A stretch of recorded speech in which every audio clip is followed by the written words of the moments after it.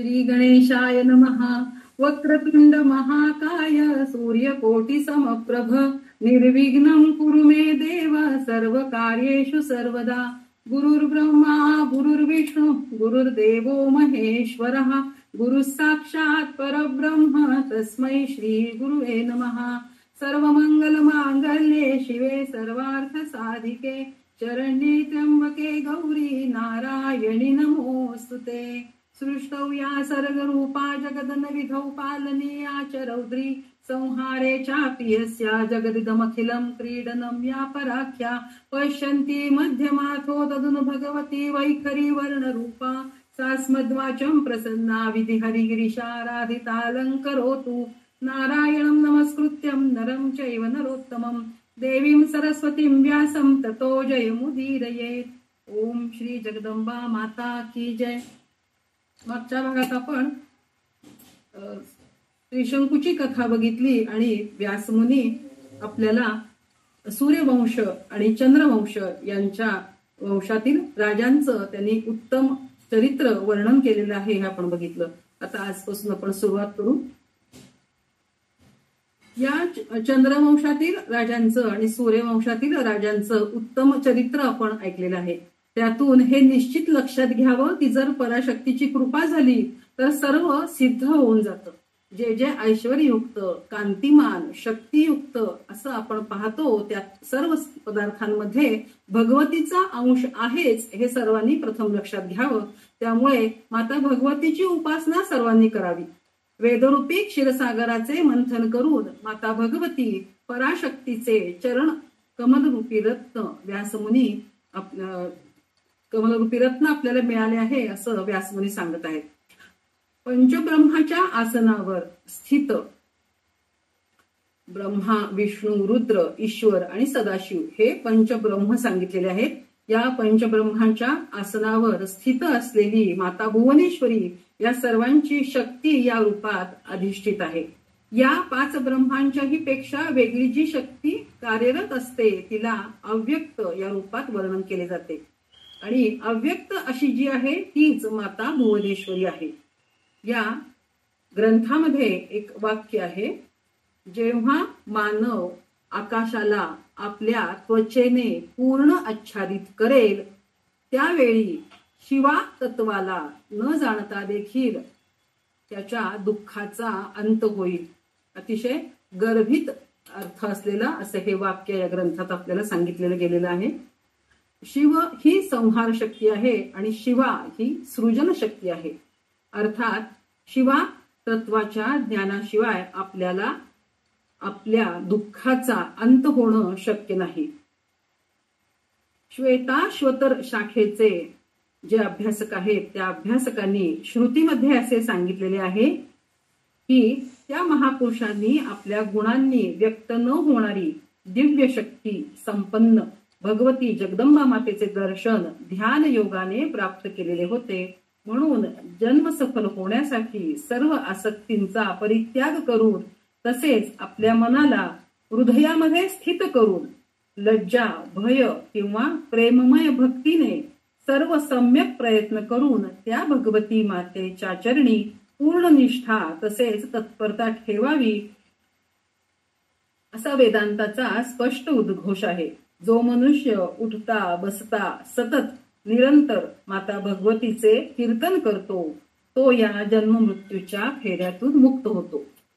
आता यानंतर जन्मेजय राजा माता महालक्ष्मी आणि माता पार्वती यांच्या जन्माची कथा सांगावी असं महर्षी व्यासांना प्रार्थना करतात. त्यावर मुनी पण अतिशय आनंदाने माता पार्वती आणि महालक्ष्मी यांच्या कथा सांगण्यासाठी सुरुवात करतात. मणिद्वीप निवासिनी परंबा भगवतीने गौरी लक्ष्मी आणि सरस्वती उत्पन्न करून त्यांना क्रमशः शिव विष्णू आणि ब्रह्मा यांना सोपवलं आणि माता भगवतीच्या आज्ञेनुसार या तीनही देवतांनी या देवींच्या सहाय्याने सृष्टी निर्मितीचे कर्म आरंभ केलं. त्यावेळी एकदा असं घडलं की हलाहल नावाचे अनेक महापराक्रमी दैत्य उत्पन्न झाले आणि अगदी थोड्याच कालावधीमध्ये त्यांनी क्षणभरात तीनही लोकांवर सत्ता काबीज केली.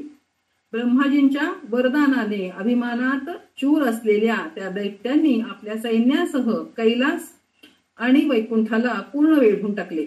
त्यावेळी साहजिकच भगवान शंकर आणि भगवान विष्णू यांनी त्यांच्या विरुद्ध युद्धाला सुरुवात केली. जवळजवळ 60,000 वर्षांपर्यंत त्या दोघांचेही या दैत्यांबरोबर युद्ध सुरू होते.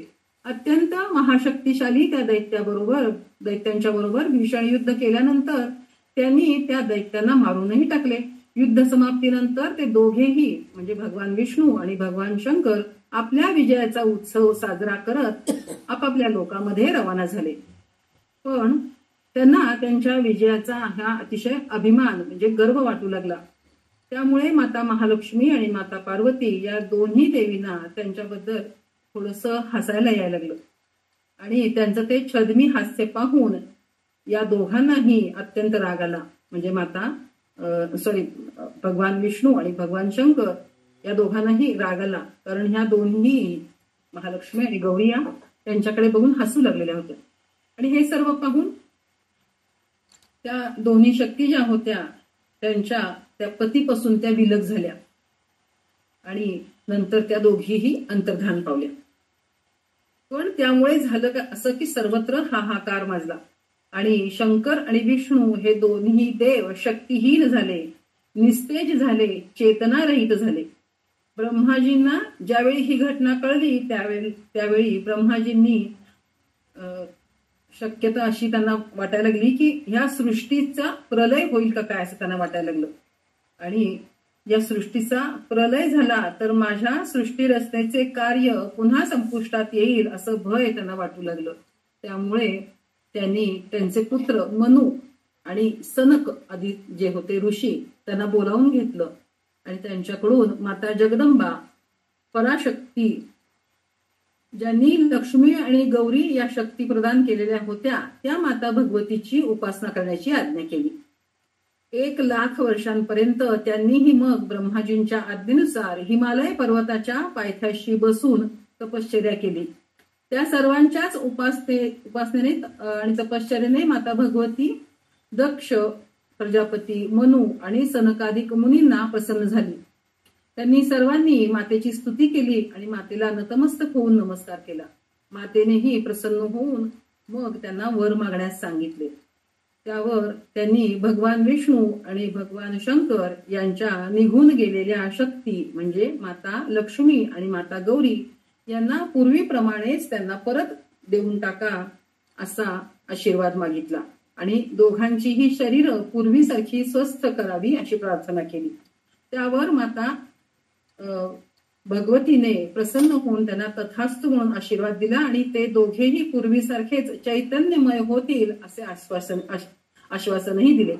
त्यानंतर माता भगवतीने माता गौरी दक्ष प्रजापतींच्या घरी जन्म घेईल आणि माता महालक्ष्मी क्षीरसागराच्या पोटी जन्म घेईल असेही सांगितले. मायाबीज हा माझा प्रधान मंत्र आहे, त्याची उपासना सर्वांनी करावी, सर्वदा पूजन करावं, ध्यान करावं, त्यामुळे मी आपणा सर्वांना नेहमीच प्रसन्न राहील असे सांगून माता भगवती मणिद्वीप निवासिनी तेथेच अंतर्धान पावली. इकडे माता भगवतीच्या कृपा आशीर्वादाने भगवान शंकर आणि विष्णू पूर्ववत स्वस्थ झाले आणि त्यावेळी ते अभिमान रहित झालेले होते.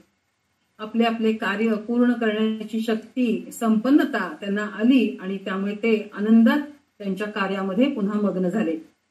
यथोचित समयानुसार माता भगवती प्रजापती दक्ष यांच्या भवनात एका पूर्ण तेजाने प्रकट झाली. सत्यस्वरूप ब्रह्मस्वरूप तेजाचे नाव दक्ष प्रजापतीने सती असे ठेवले आणि तिन्ही लोकांमध्ये सर्वत्र आनंदोत्सव साजरा केला. सगळीकडे शुभशकून होऊ लागले. नद्या नाले दुथडी भरून वाहू लागले. वनस्पती फळाफुलाने बहरून गेल्या. पक्षी गीत गुंजन करू लागले. देवतागण आकाशातून पुष्पवृष्टी करू लागले आणि सर्वत्र मंगलमय वातावरण पसरले. त्यानंतर प्रजापती दक्षने ती सती पुन्हा शिवजींना अर्पण केली, कारण ती शिवाची शक्तीच होती. म्हणून तीच सती दक्ष प्रजापतीच्या यज्ञामध्ये अग्नीत प्रवेश करून भस्मही झाली. आता राजा जन्मेजय यांनी माता सती आपल्याच वडिलांच्या यज्ञाच्या कुंडात प्रवेश करून का भस्म झाली याच्याबद्दलची कथा आपण मला सांगावी अशी प्रार्थना राजा जन्मेजय व्यास मुनींना करतात. व्यास मुनींनी मग ती कथा सांगण्यास प्रारंभ केला. व्यास मुनी म्हणू लागले, हे राजन ऐक, एकदा ऋषी दुर्वास जम्बू नदीच्या तटावर स्थित असलेल्या माता भगवती जम्बू नदेश्वरीच्या जवळ गेले. त्यांनी मातेच्या बीजमंत्रांचा जप सुरू केला. त्यांच्यावर माता प्रसन्न झाली आणि मातेने त्यांना प्रसन्न होऊन एक सुंदर असा स्वतःच्या गळ्यातील दिव्य पुष्पांचा हार स्वतःच्या गळ्यातून काढला आणि त्या मुनींच्या गळ्यामध्ये घातला. त्यांनीही अत्यंत नम्रतेने शिर झुकवून ती पुष्पमाला अतिशय आनंदाने तिचा स्वीकार केला आणि तेथून मातेचा आशीर्वाद घेऊन मग दुर्वास मुनी तेथून बाहेर पडले. त्यानंतर माता सती जगदंबेचे दर्शन घेण्यासाठी ते दक्ष प्रजापती यांच्या घरी गेले. मुनींनी सतीच्या चरणांचे दर्शन घेतले. त्यानंतर प्रजापती दक्ष महाराजांचीही भेट घेतली. त्यावेळी अत्यंत अलौकिक अशी मुनींच्या गळ्यातील पुष्पमाला बघून दक्ष महाराजांनी त्यांना त्याबद्दल विचारणा केली. मुनींचे अत्यंत हृदय भरून आलेले होते आणि माता भगवतीचा तो अनुपम प्रसाद आहे आणि तो मला माता भगवतीने स्वतःच्या गळ्यातला काढून मला घातलेला आहे ही गोष्ट त्याने सांगितली. मुनींकडे दक्षने त्यावेळेला त्या माळेची मागणी केली. दक्ष प्रजापती देवी भक्त असल्याने दुर्वास मुनींना ही असं त्यात काही वावगं वाटलं नाही आणि त्यांनी ती आपल्या गळ्यातली माळ काढून दक्ष प्रजापतीच्या गळ्यात घातली. थोड्या वेळानंतर दक्ष प्रजापती आपल्या शयन कक्षामध्ये गेले आणि त्यांनी ती माळ गळ्यातून काढून ठेवली आणि ही गोष्ट अपराधाला कारण घडली. आणि त्याच वेळेला त्यांच्या मनामध्ये सतीदेवीबद्दलचा राग आणि भगवान शिवांच्या बद्दलचा राग निर्माण झाला असा या ग्रंथामध्ये उल्लेख आढळतो. त्या अपराधाबद्दल दंड स्वरूप म्हणून सतीने सतीधर्म प्रदर्शित करण्यासाठी दक्षापासून बनलेले आपले हे शरीर त्यांच्याच यज्ञात भस्म करून टाकले आणि माता पुन्हा हिमालयाच्या पोटी गौरी म्हणजेच पार्वती रूपात जन्मली. यानंतर व्यास मुनींना जन्मेजय राजा सती मातेने ज्यावेळी यज्ञामध्ये स्वतःला भस्म करून घेतले त्यानंतर काय घडले ही कथा विचारली आणि राजाच्या विनंतीवरून व्यास महर्षी पुन्हा सांगू लागले. सती मातेने स्वतःला भस्म करून घेतल्यानंतर भगवान शिव सती मातेच्या वियोगामध्ये व्याकुळ झाले आणि त्यानंतर जे घडले ते मात्र कथन करण्यास मीही समर्थ नाही, इतकं भयंकर असं ते होतं असं व्यास मुनी राजाला सांगतात. भगवान शंकराच्या कोपाग्नीने तीनही लोकांमध्ये प्रलयाची स्थिती उत्पन्न झालेली होती. त्यावेळी तिथे वीरभद्र प्रकट झाले आणि जेव्हा ते वीरभद्र भद्रकाली त्याच्या गणांना बरोबर घेऊन तीनही लोक नष्ट करण्याच्या हेतूने तयारी करू लागले त्यावेळी ब्रह्मा आदी सर्व देवता भगवान शंकरांना शरण आले. त्यावेळी भगवान शंकरांनी त्यांना अभय प्रदान केले. दक्ष प्रजापती याला बकरीचे मुख लावून जिवंत केलं आणि आपल्या सतीचं ते अर्धवट जळलेलं शरीर आपल्या खांद्यावर घेऊन हे सती असा व्याकुळतेने विलाप करत भ्रमित चित्ताने सर्व देशभरात ते भ्रमण करू लागले. हे सर्व पाहून सर्वच देवता अत्यंत चिंतित झालेल्या होत्या आणि स्वतः भगवान विष्णूही हे सर्व पाहून चिंतित पडले आणि मग त्यानंतर त्यांनी ठरवले की आता या दुःखातून भगवान शंकरांना बाहेर काढलं पाहिजे आणि त्यासाठी त्यांनी आपल्या स्वतःच्या हातातील धनुष्यबाणाच्या साह्याने त्या शंकर भगवान यांच्या खांद्यावर जे सतीचं शरीर होतं त्या शरीराचे तुकडे तुकडे केले. जे सतीचं अंग ज्या ज्या स्थानावर पडेल त्या त्या स्थानावर भगवान शंकर अनेक विग्रह धारण करून प्रकट झाले आणि त्यांनी त्या प्रत्येक स्थानावर जे कोणी भगवती शिवाची आराधना करतील त्यांचे सर्वच मनोरथ पूर्ण होतील. त्यांनी जर मायाबीज मंत्रांचा जप या स्थानावर केला, पुरश्चरण वगैरे जर केलं तर ते मंत्रही सिद्ध होतील असा आशीर्वाद दिला आणि इतके सांगून स्वतः भगवान शंकर सतीच्या विरह वेदनेत व्याकुळ होऊन ज्या ज्या ठिकाणी ते शरीर सतीचं पडलेलं होतं त्या त्या ठिकाणी ते जप, ध्यान आणि समाधीस्थ होऊन आपलं जीवन व्यतीत करू लागले. त्यानंतर व्यासमुनी आपल्याला या सिद्धपीठांच्या जे स्थान आहेत त्याच्याबद्दल त्यांचं वर्णन सांगतात. त्यांचं वर्णन आता आपण ऐकूयात. हे वर्णन ऐकूनही माणूस पापरहित होऊन जातो, त्याला सर्व सिद्धी प्राप्त होतात असं या ग्रंथामध्ये सांगितलेलं आहे. तर या स्थानांचं वर्णन आता आपण ऐकूयात. वाराणसीमध्ये गौरीच्या मुखात वास करणारी देवी विशालाक्षी ही प्रतिष्ठित आहे. नैमिषारण्य क्षेत्रामध्ये त्यांचे नाव लिंगधारिणी असे आहे. प्रयागमध्ये या देवीचे जे शरीराचे भाग पडले तर त्या प्रयागमध्ये ललिता या नावाने ती प्रसिद्ध आहे. गंधमादन पर्वतावर कामुकी, दक्षिण मानस सरोवरामध्ये कुमुदा या नावाने मातेचं नाव प्रसिद्ध आहे. उत्तर मानस सरोवरामध्ये विश्वकामा, गोमांत पर्वतावर गोमती, मंदराचलावर कामचारिणी, चैत्र रथावर मदोत्कटा, हस्तिनापुरात जयंती आणि कान्यकुब्जमध्ये गौरी या नावाने माता विख्यात आहे. मलयाचलावर रंभा, एकाम्रपीठावर कीर्तिमती, विश्वपीठावर विश्वेश्वरी, पुष्कर क्षेत्रात पुरुहुता, केदारपीठात सन्मार्गदायिनी, हिमवत पृष्ठावर मंदा, गोकर्ण क्षेत्रात भद्रकर्णिका आणि स्थानेश्वरामध्ये भवानी या नावाने माता प्रसिद्ध आहे. बिल्व क्षेत्रात बिल्वपत्रिका, श्रीशैल्य क्षेत्रात माधवी, भद्रेश्वर क्षेत्रात भद्रा, वराह पर्वतावर जया, कमलालयमध्ये कमला, रुद्रकोटीमध्ये रुद्राणी, कालंजरमध्ये काली, शालग्राममध्ये महादेवी, शिवलिंगमध्ये जलप्रिया, महालिंगमध्ये कपिला, मोकाटमध्ये मुकुटेश्वरी, मायापुरीमध्ये कुमारी, संदानपीठामध्ये ललितांबिका, गयामध्ये मंगला, पुरुषोत्तम क्षेत्रात विमला, सहस्राक्ष क्षेत्रात उत्पलाक्षी, हिरण्याक्ष क्षेत्रात मोहोत्पला, विपाशामध्ये अमोघाक्षी, पुंड्रवर्धनमध्ये पाडला, सुपार्श्वमध्ये नारायणी या नावाने माता प्रसिद्ध आहे.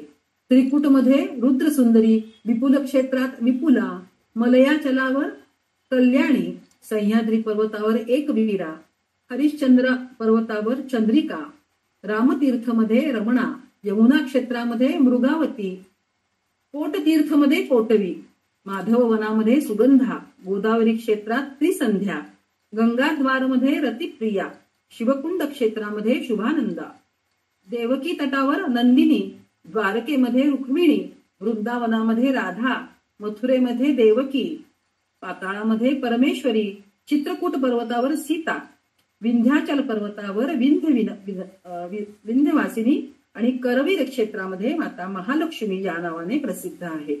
विनायक क्षेत्रात उमा, वैद्यनाथ क्षेत्रात आरोग्या, महाकाल क्षेत्रामध्ये महेश्वरी, उष्ण तीर्थांमध्ये अभया, विंध्य पर्वतावर नितंबा, मांडव्यामध्ये मांडवी, माहेश्वरी क्षेत्रात स्वाहा, छगलंड मध्ये प्रचंडा, अमरकंटक मध्ये चंडिका, सोमेश्वरामध्ये वरारोहा या नावाने माता प्रसिद्ध आहे.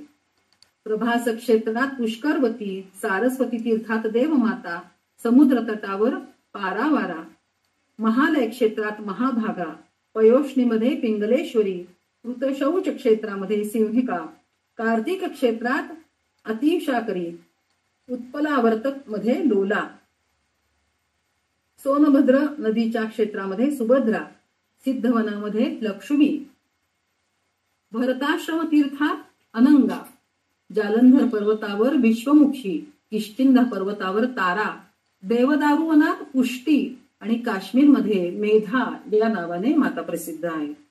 हिमाद्री पर्वतावर भीमा, विश्वेश्वर क्षेत्रात पुष्टी, कपालमोचन तीर्थात शुद्धी, कामा वरोहण तीर्थात माता, शंखोद्वार तीर्थात धारा, पिंडारक क्षेत्रात धृती, चंद्रभागा नदीच्या तटावर कला, अच्छोद क्षेत्रात शिवधारिणी, वेणा नदीच्या किनारी अमृता, बद्रीवनात उर्वशी, उत्तर कुरु प्रदेशात औषधी, कुशद्वीपात कुशोदका, हेमकुट पर्वतावर मन्मथा, कुमुदवनात सत्यवादिनी, अश्वत्थ तीर्थात वंदनीया या नावाने माता प्रसिद्ध आहे. वैश्रवणालय क्षेत्रात निधी, वेदवदन तीर्थात गायत्री, भगवान शिवांच्या सान्निध्यात पार्वती, इंद्रलोकामध्ये इंद्राणी, ब्रह्मांच्या मुखामध्ये सरस्वती, सूर्यांच्या बिंबामध्ये प्रभा, मातृकांमध्ये वैष्णवी, सतीमध्ये अरुंधती, अप्सरांमध्ये तिलोत्तमा आणि सर्व शरीरधारियांच्या चित्तामध्ये ब्रह्मकला या रूपामध्ये माता प्रसिद्ध आहे. असे हे 108 सिद्धपीठ आहेत.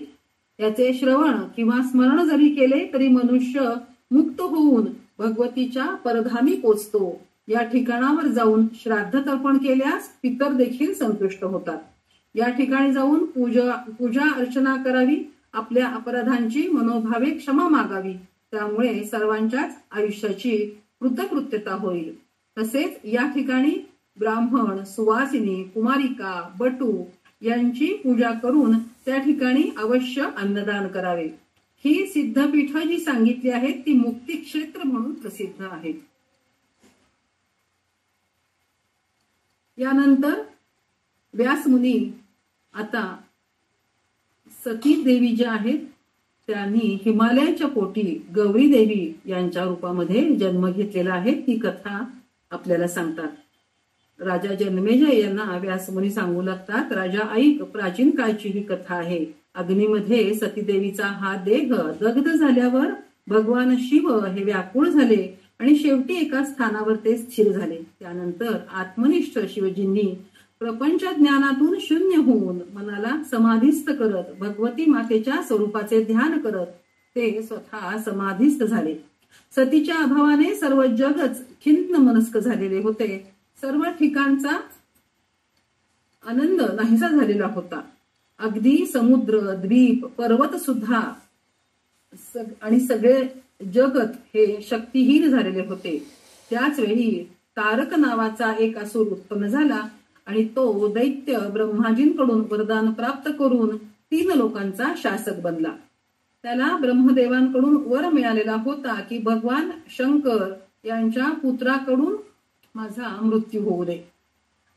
ही घटना केवळ अशक्य, कारण भगवान शंकर हे वैराग्यशील आहेत आणि ते सतीरहित होऊन समाधिस्थ आहेत. त्यामुळे पुत्र होणं अशक्य आणि याचमुळे मी आता अमरच झालो आहे असा विचार करून तारकासूर हा उन्मत्त झालेला होता. सर्वच लोकांना त्याने त्राहिमाम त्राहिमाम करून सोडले. आता देवता सर्वच जण चिंतातूर झाले आणि वैकुंठात श्री भगवान विष्णूंना या समस्येवर आपण काही उपाय सांगावा अशी प्रार्थना करण्यासाठी भगवान विष्णूंना शरण गेले. भगवंतांनी मणिद्वीपामध्ये रहिवास करणाऱ्या माता भुवनेश्वरीची उपासना करावी असा विचार उपाय सर्वांना सांगून स्वतः माता महालक्ष्मीसह महाद्री गिरिराज हिमालय यांच्याकडे गेले. तेथे सर्व देवता पुरश्चरण कर्म करू लागले. ज्यांना आंबा यज्ञाची विधी माहिती होती ते देवतागण यज्ञ करू लागले. काही जण समाधीस्थ होऊन माता भगवतीच्या नामजपामध्ये एकरूप झाले. काही सूक्त पाठ करू लागले. काही रुल्लेका बीज मंत्राने मातेची उपासना करू लागले. सर्व प्रकारे सर्व देवतागण अनेक वर्षांपर्यंत भगवती मातेच्या आराधनेमध्ये आपले जीवन व्यतीत करू लागले. या सर्वांच्या साधनेला प्रसन्न होऊन चैत्र महिन्यातील शुद्ध नवमी वार शुक्रवार या दिवशी श्रुतींच्या द्वारा प्रतिपादित एक महान ज्योती अकस्मात प्रगट झाली. करोडो सूर्यांचे तेज एकवटलेले आहे असे वाटावे आणि करोडो चंद्रांची शीतलता त्यात सामावली आहे असे वाटावे. अशी करोडो बीजांच्या अरुण आभाने युक्त अशी ही ज्योती सर्वत्र सर्व दिशांना व्याप्त करणारी अशी दिसत होती. त्या अनुपम तेजाने देवतांचे डोळे आपोआपच मिटले गेले. थोड्या वेळानंतर त्या तेजातून एक कुमारी अवस्थेमधील स्त्री रूप प्रगटले.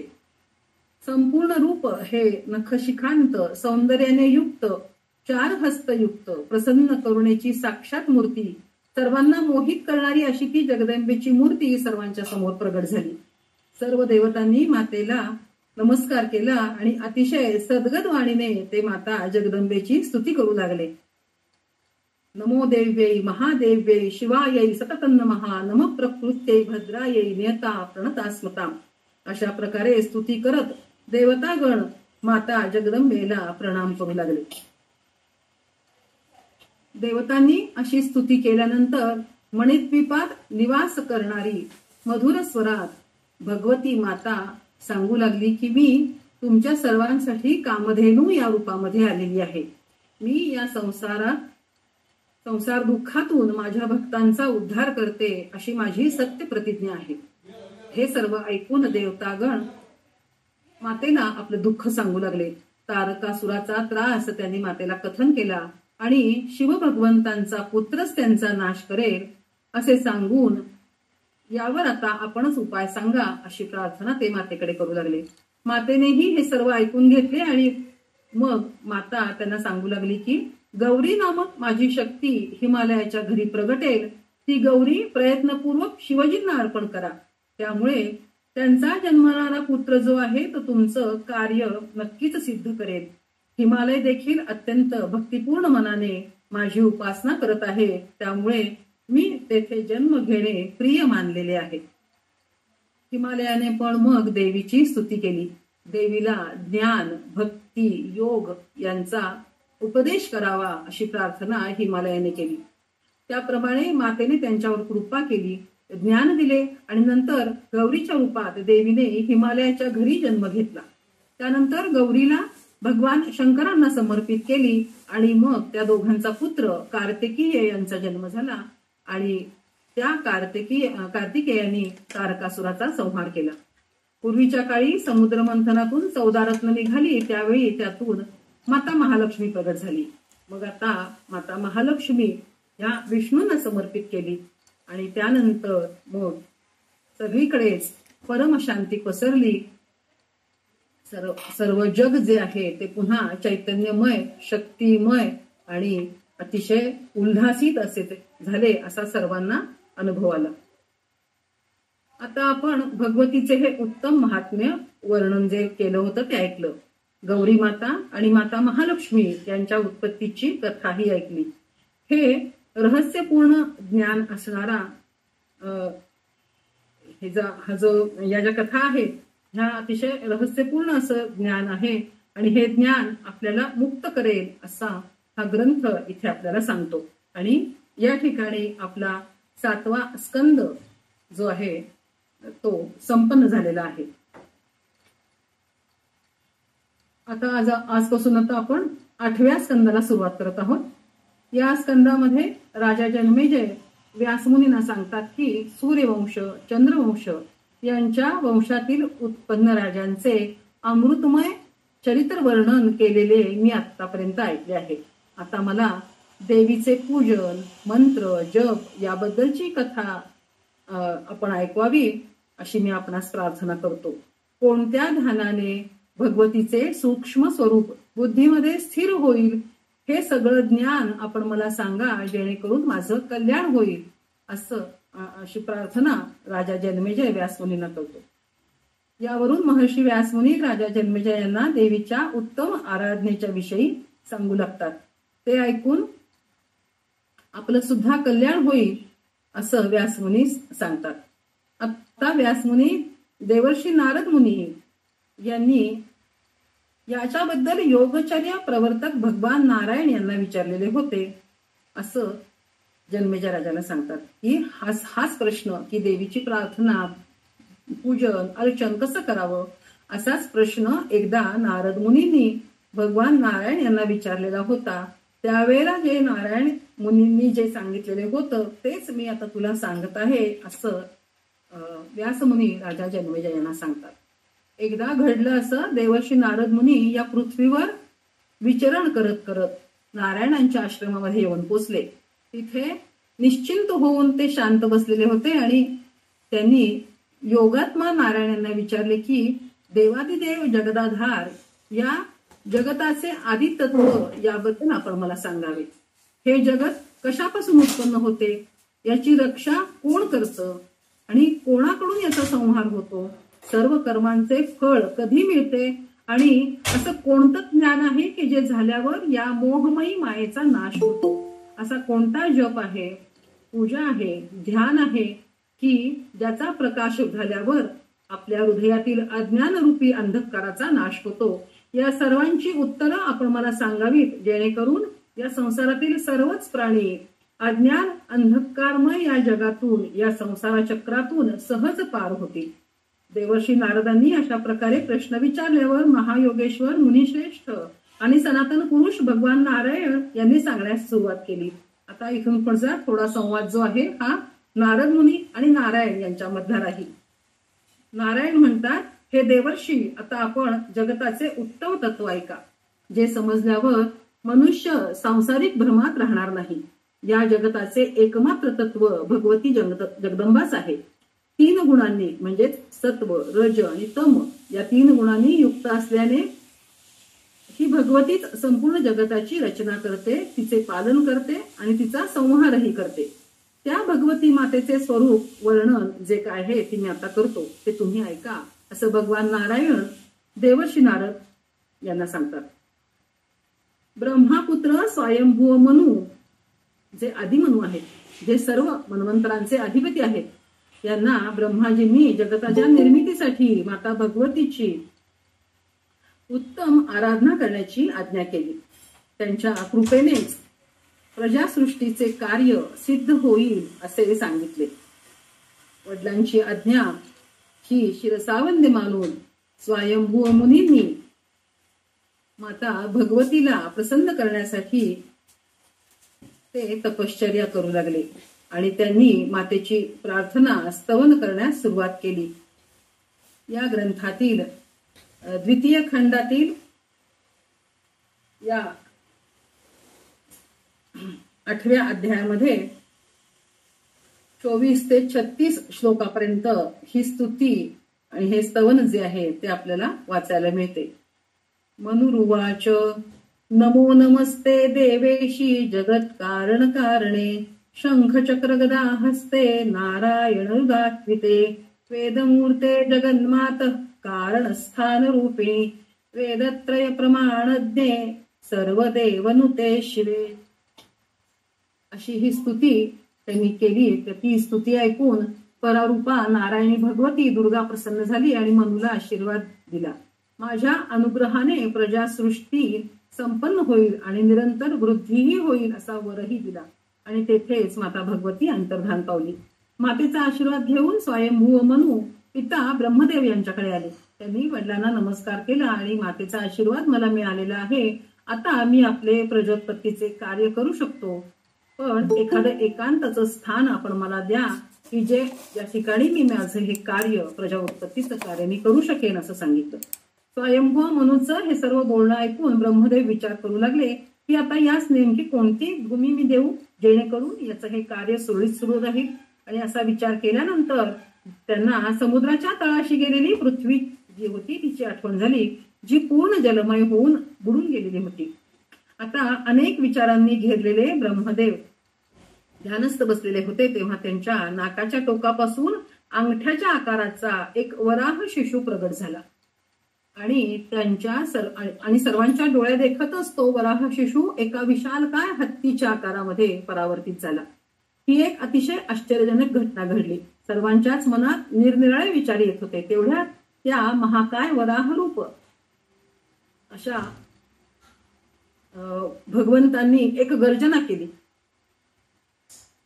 पण त्या गर्जनेने तेथे उपस्थित असलेले ब्रह्माजींसह नारद मुनी, स्वयंभू मनु, मरीची ऋषी सर्वच जण प्रसन्नचित्त झाले, कारण ती गर्जना जी होती ती स्वतः भगवंतांची होती.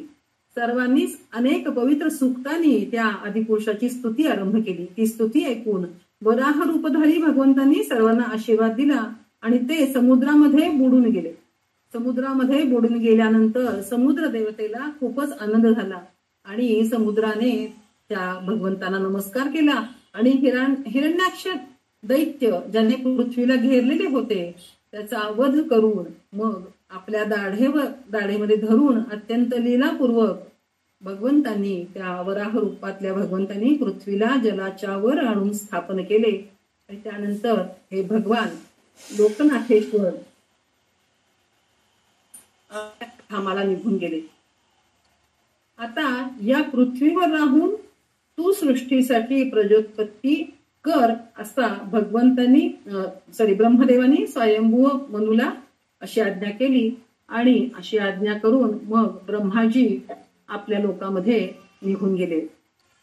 अशी ही अष्टम स्कंदातील 2ऱ्या अध्यायातील कथा आपण ऐकली. तर स्कंदातील दुसरा स्कंद येथे पूर्ण झालेला आहे. आता आपण क्षमा स्तोत्र म्हणू. करचरण कृतं वा कायजं कर्मजं वा श्रवणनयनजं वा मानसं वा अपराधं विहितं वा सर्वमेतत् क्षमस्व. जय जय करुणाब्धे श्री महादेव शंभो. ओम श्री जगदंबार्पणमस्तु. माता भगवतीच्या चरणी झालेली कथा अर्पण करू आणि आपल्या वडिलांची आज्ञा स्वयंभू मनू यांनी शिरोधार्य मानून त्यांनी प्रजासृष्टीचं कार्य जे केलेलं आहे आणि त्याच्याही पुढच्या कथा ज्या आहेत तो कथा भाग आपण पुढच्या भागात ऐकू. जय श्री